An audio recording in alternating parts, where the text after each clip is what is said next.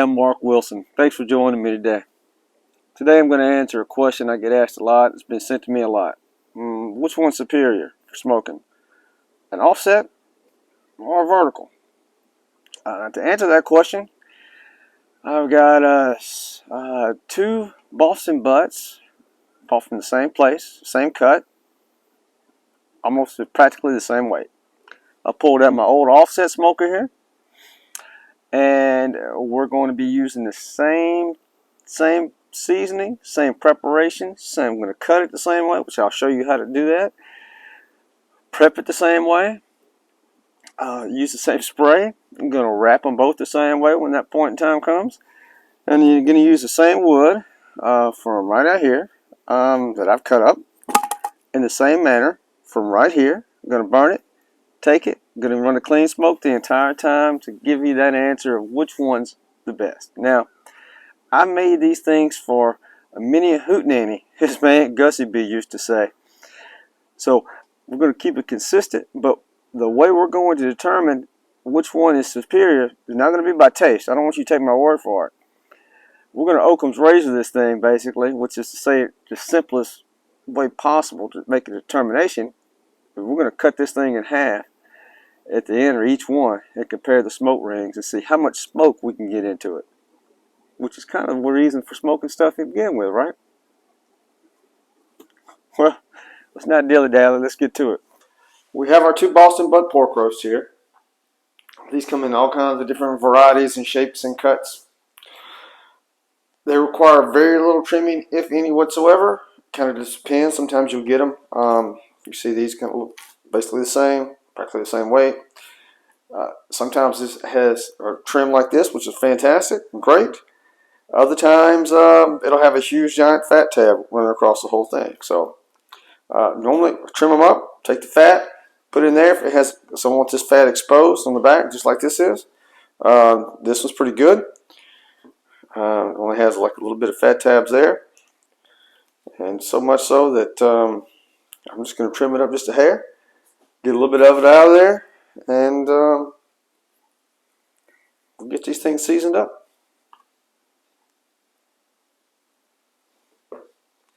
One thing I do is retain the fat, and I'll put it on the fire.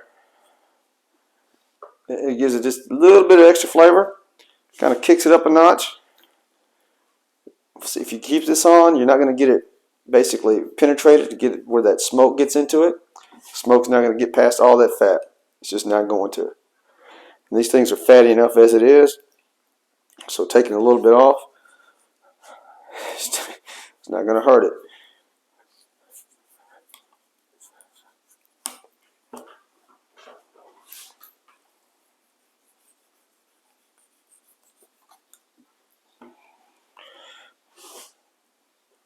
Same thing with this one. Just going to trim off this one tab here. It's not very big. But the key, remember what we're trying to do?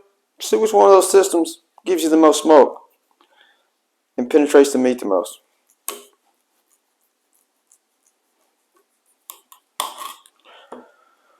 And that's all the trimming I'm going to do. That's it. Like I said, if it had a huge fat tab, which I've seen them having like that thick before, that's got to go. I'm not cooking with all that. I've done it before. I want as much smoke into every aspect of that, so when I make pulled pork sandwiches out of it, it penetrates all of it. So we're going to take this fat, we're going to chop it into pieces, and we're going to throw it on each one of the fires to help give it that extra flavor during the cook. So next up, you're going to prep it, and I'll show you how we do that next. I'm going to go with the old regular standard for doing it, for the comparison, okay? Spicy pickle juice, just a bit.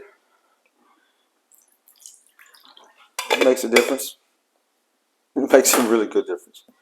There's another ingredient that I like ever since I made the brisket video that I have out. And I'll be making one of these one day soon using that, and probably won't switch back over to pickle juice. Mustard. And the reason we're doing this is we want to have a good base for our rubs to go onto. Now I've got two different rubs. I'll have in the description below and linked for you to take a look at. I like the spicy one. It's my favorite one. It's not overly spicy. It's got a good little kick to it. And then sweet rub, depending on who you have in your household. Some people can't handle the heat, so we're just keeping it consistent. Normally I make these, I have a spicy one, and then I have the mild one, or sweet one. We're going with a sweet all the way around. I want everything to be as consistent as can be. Like I said, same firewood, same rub, same style, same cut, bought on the same day, bought the same store. Consistency. Same wood, same way we're cooking it the same way. I say cooking, we're burning the wood the same way. So we're going to pour this across here. I'm going to massage it all in, get it all on the sides. This will help the rub stick to it.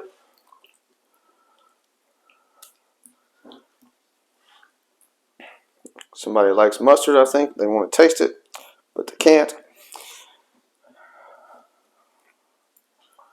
Alright, so now it's just a matter of applying a rub to this thing. I'm going to generously coat it.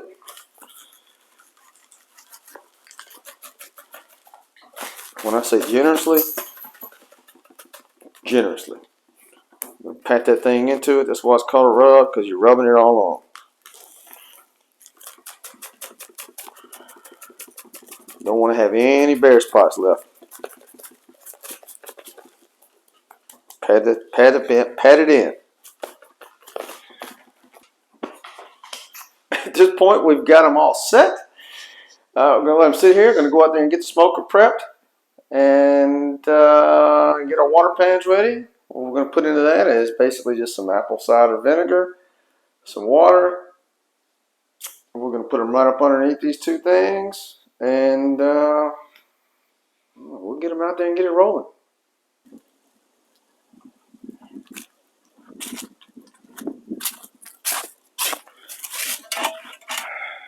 I figured I'd do this experiment here. I figured I would break out my best Jethro Bodine ciphering skills. Calculate the square foot, cubic foot of each one of these things, maximum airflow, maximum outflow available, and try to come even skill. And then I was reminded by something that somebody at the Buffalo Trace Distillery told me one time. There's sweet spots to everything, meaning even though the bottle may say Blanton's on it, there's barrels in there where the people who distill it know exactly where the sweet spots are, where you'll get the best barrel in the location. And the note things, it's the same thing applies. There's sweet spots to everything. There's sweet spots to this smoker. There's sweet spots to my offset over there. So in all fairness to each one, I'm going to run them at the optimal level to get the best cook out of it that I know how to do, and give each one of them a fair shot.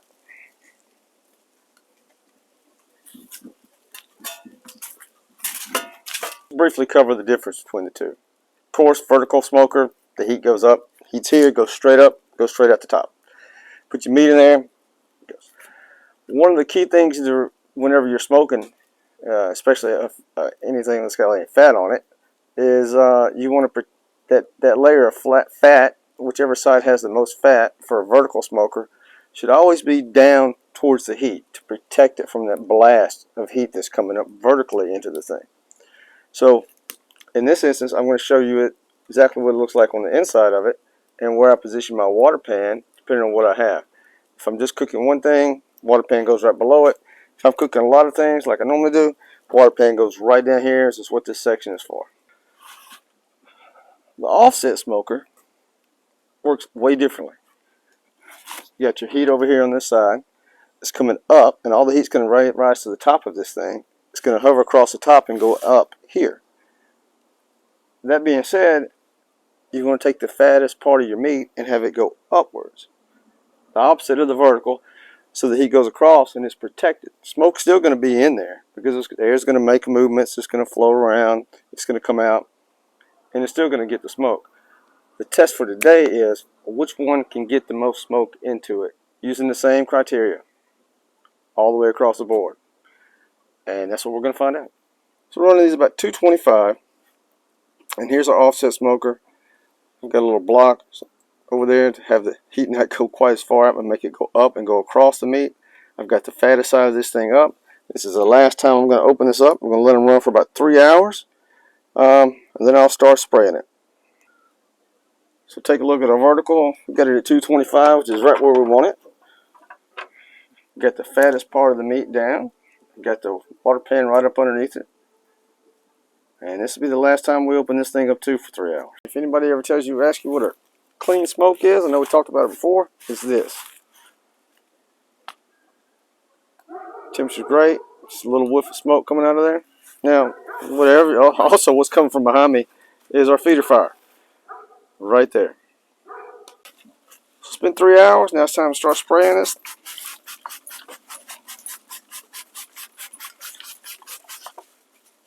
We'll come back and check on it about half an hour. Now we're going to check on the vertical smoker. Going to go ahead and spritz it down as well.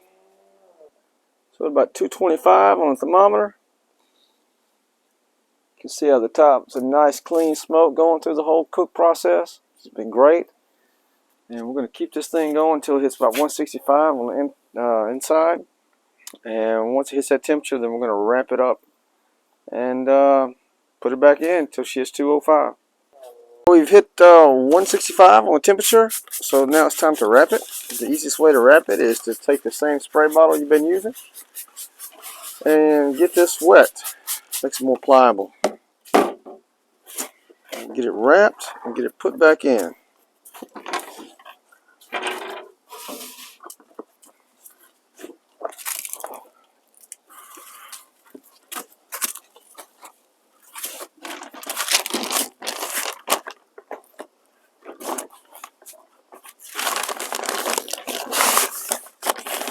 Pull it as tight as you can.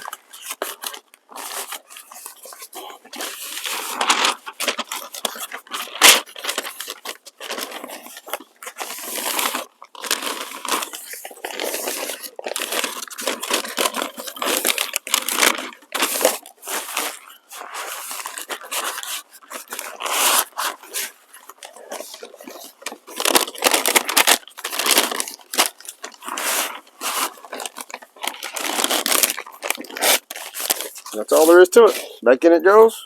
Should go for about 2 hours. It's 205. And then it'll be time to pull it out and go from there.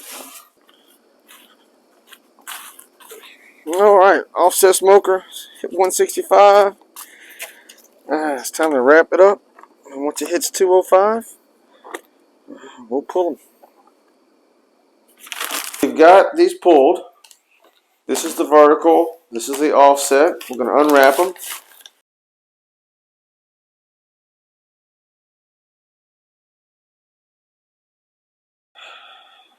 So as I said before, the way we're going to test this is the smoke ring.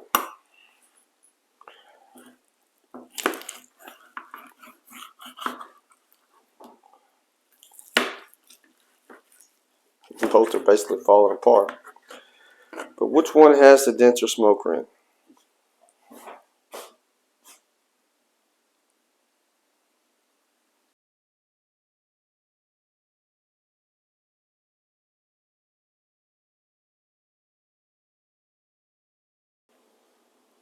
So let's talk about the smoke ring. The smoke ring in and of itself is basically a chemical reaction between nitrous oxide and carbon dioxide along with the protein of the meat that occurs when you put smoke into it.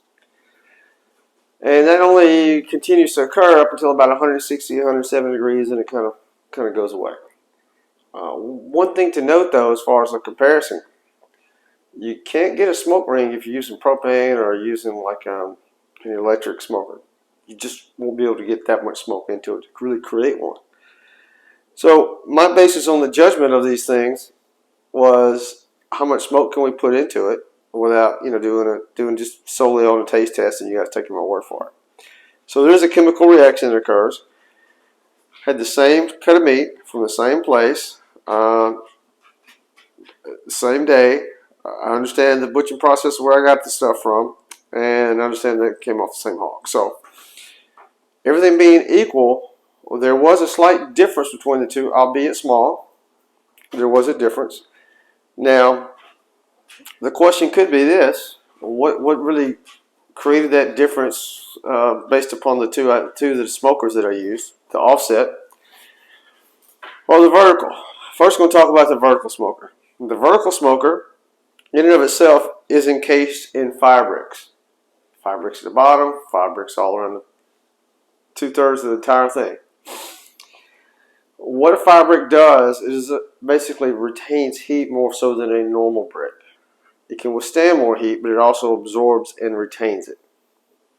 That being said, in order to maintain that cooking temperature at 225, which I did the best to maintain in both systems the entire time, after the first 3 hours or 4 hours of the cook, it became a lot easier to do so in the vertical smoker because it started to absorb and retain that heat. So I had to use less fuel, whereas in the offset smoker, I had to keep shoveling more and more into it to keep those temperatures up. That being said, more smoke based upon just a slight different coloration variant of the ring. That's what we were doing this comparison for. In my opinion, although we did a blind taste test with other people trying to figure out if anybody could tell the difference between them, nobody could tell the difference between the level of smoke that got into the vertical or the offset. They all said it tasted amazing. Trust me, it does. That being said, the offset smoker had a brighter ring on it, and to me, they got more smoke into it. Now, if I had a vertical smoker that was built like the offset metal, not encased with fire brick to absorb the heat, retain the heat, and cause something that has doesn't take as much fuel to maintain that temperature, I feel like you probably would have ended up with the same results. So that's what I believe. That is my take on this, on the outcome of this experiment. You can let me know your take on it. As for me, I put my offset off to the side back in the shed, stowed it away. I like it a lot, but I really enjoy that. Really enjoy my vertical smoker. So, hey, let me know what you think. Hit me up at CookinwithWilson. That's without the G because I'm really country like that. At Gmail, YouTube, Facebook, Instagram, TikTok, whichever one floats your boat. And let me know what you think. And I hope you take care. I hope you hang in there and be kind.